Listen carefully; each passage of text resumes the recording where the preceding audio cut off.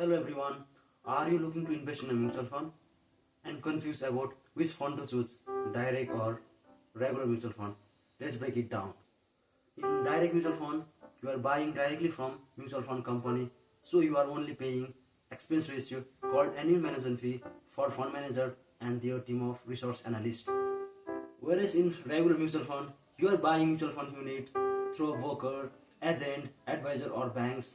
Since you are buying through a middleman, there is an added commission on top of the expense ratio.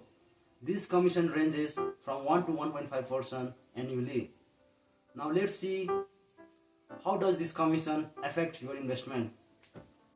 Suppose you start an SIP of 15,000 for 15 years with an expected 15% CAGR. After 15 years, in direct mutual fund, you get corpus of rupees 1 crore 2 lakh 38,000 and 41 rupees. But in regular fund, after paying commissions, you will end up around 92 lakhs 60,337, a huge difference of 9 lakhs 77,704.